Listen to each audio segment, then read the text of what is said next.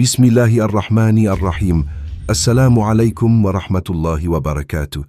Bienvenue dans cette exploration spirituelle des Awliya Allah, les proches d'Allah, dans la fin des temps. Qui sont les Awliya Allah? Awliya Allah sont des serviteurs sincères, élus par Allah subhanahu wa ta'ala, aimés et protégés par lui. Ils ne sont ni prophètes ni anges, mais des hommes et femmes totalement soumis à Allah, proches de sa lumière, détachés du monde, remplis de taqwa, piété. Ils voient avec la lumière d'Allah. Leur prière est exaucée. Leurs cœurs sont connectés au monde invisible. Leur silence vaut discours. Leur simple présence bénit la terre. Deux sources dans le Coran et les hadiths, Sourate Yunus 10, 62-64.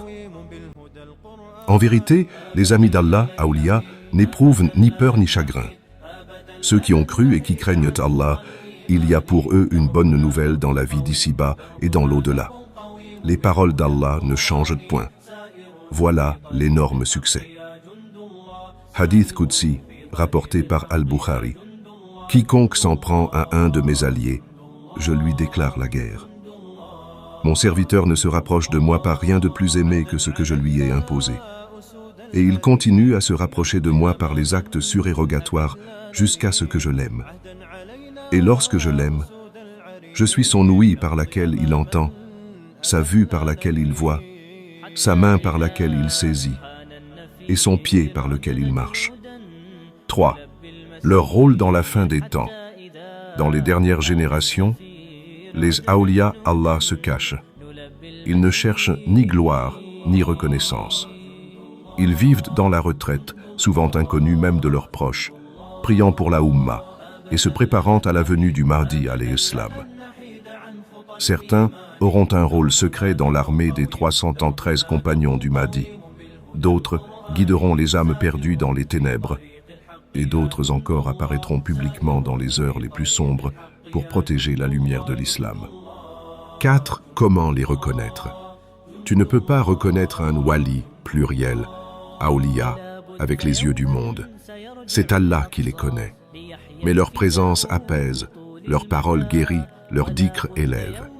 Ils fuient les foules, vivent avec zouhd, détachement, et sabre, patience. Ils sont parfois pauvres matériellement, mais riches spirituellement. Ils ne jugent pas, ne haïssent pas, mais portent la douleur des autres dans leur cœur. 5. Le danger des imposteurs.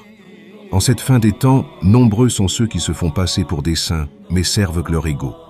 Fuis les charlatans, les gourous, les vendeurs de promesses. Cherche plutôt le wali silencieux, humble, qui pleure seul dans la nuit et dont le cœur bat à l'unisson avec le Coran. 6.